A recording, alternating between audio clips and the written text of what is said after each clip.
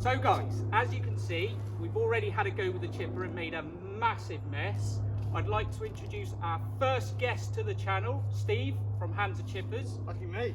Yeah, welcome to the channel. Cheers, appreciate it. So Steve's just going to give us a very brief run through of some of the specifications of this machine. He doesn't need to say much because, you know, the product speaks for itself, as it were. So over to you. Cheers, Andy. Look, firstly, thank you so much for having us. It's an absolute pleasure to be here. It really is. This fantastic backdrop. If anybody gets the chance to come and visit Andy, do it. It's great. And the tea's not bad either. Right, so today we're running through two machines with Andy. Firstly, we're running through our C7, which is a 70mm capacity machine. It has a 6.5 horsepower Honda GX 200 motor on the front of it. And a few little bits and pieces around the Hansa Chipper itself. So we have our engagement system here. This is effectively the engagement handle. Inside here we have two V-belts and a tensioner pulley. What happens is that once you've started the engine, you've got your revs up to full, you wind in this handle here, which brings the tension onto the belts, which engages the cutting disc, which is inside here.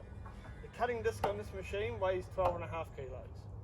So with this machine, as you can see from the background, you're able to actually undertake semi-commercial works.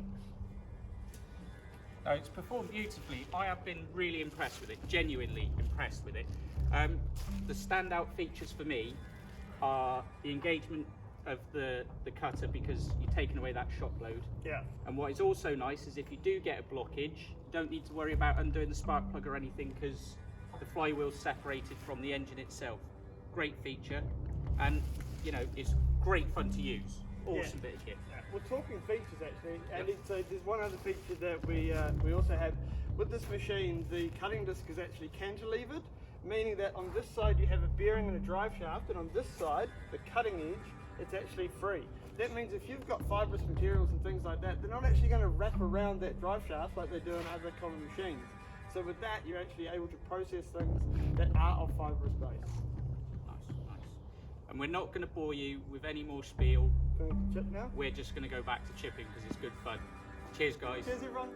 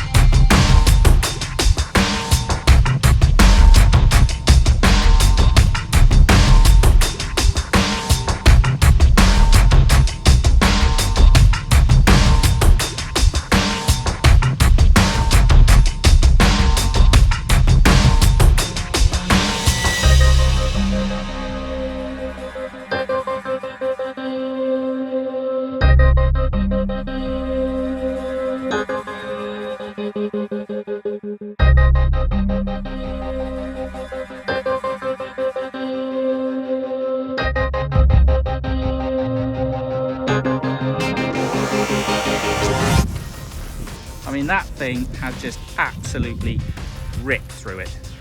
It's amazing.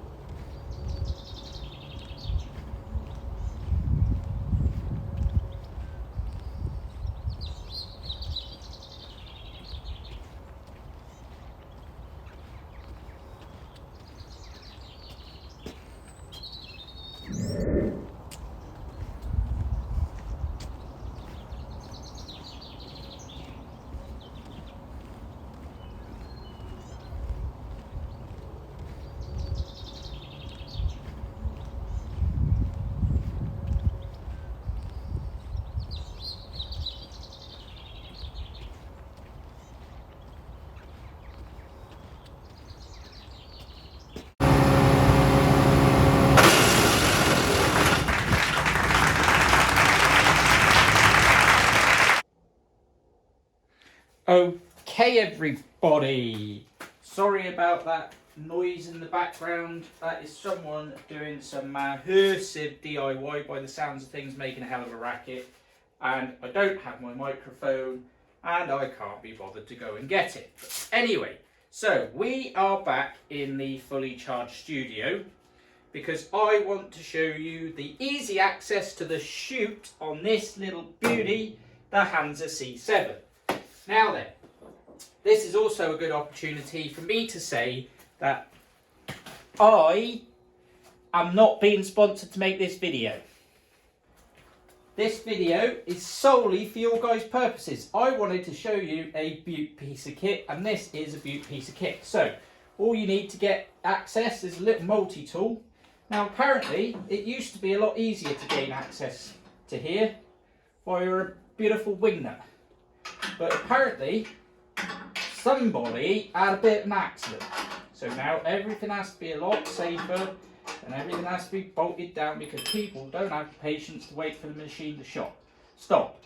I'm getting the words out. It's been a long day. I've been in London all day gardening. I don't know how people do that working in the city doing that gardening. Literally spent half the day stuck in traffic. Anyway. Run over because you don't want to listen to that.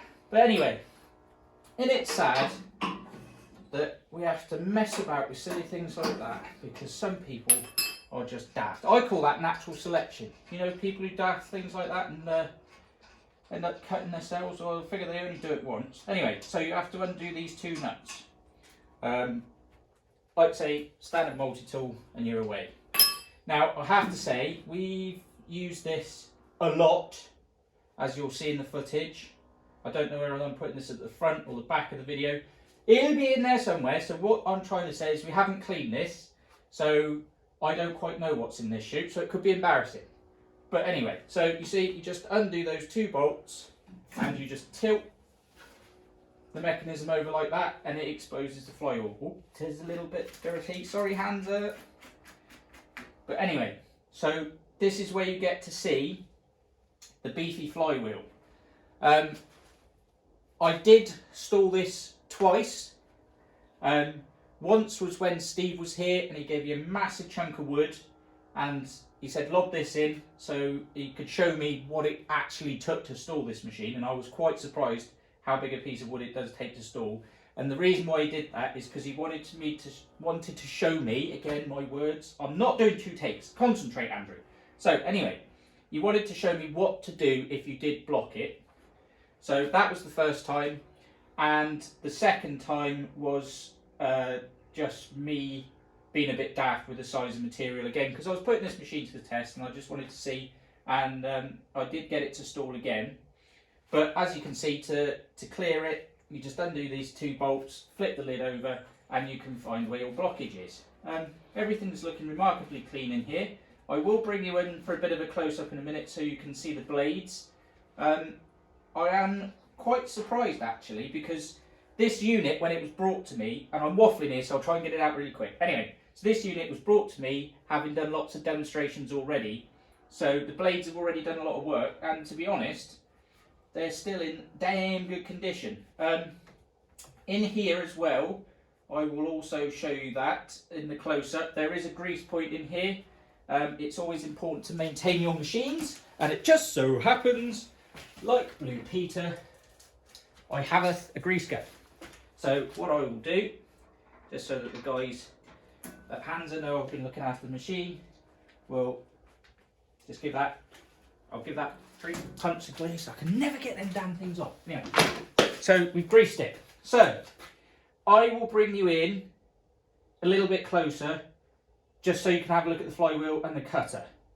Back into these blades, as Steve mentioned to me when he dropped the machine off, have already been through quite a bit of hard work. This machine's been on a demo tour, and you can see there's a couple of chunks missing out of there. I haven't sharpened the blades, but I can tell you that this thing was still absolutely flying through the material, as you can see in the video. Why won't this focus? See, this is why I use a tripod. There we go, that's kind of focused, there we go. And this thing has, if I turn this gently, always wear gloves when you're in and around this flywheel and the cutters, because if your fingers get pinched, there's another blade, paddles here to create airflow and keep machine material shifting. What I've decided to do on my reviews now, and as I say, I will be bringing more different manufacturers on board, but Steve and Hans were the first ones who said yes, so thank you very much again, guys. So the scale I'm going to use and try and keep it in theme with my channel is, I'm going to say, in terms of a rating, if it's fully charged, that means that I would go out and buy one now. If it's on half charge, I'd shortlist it. And if the battery's on empty, don't even waste your money, move on to the next machine. So I'm going to say the Hansa C7 Chipper is fully charged. I'd go out and buy one of these tomorrow. In fact, I've asked the boss if we can have one. So we'll see. Watch this space.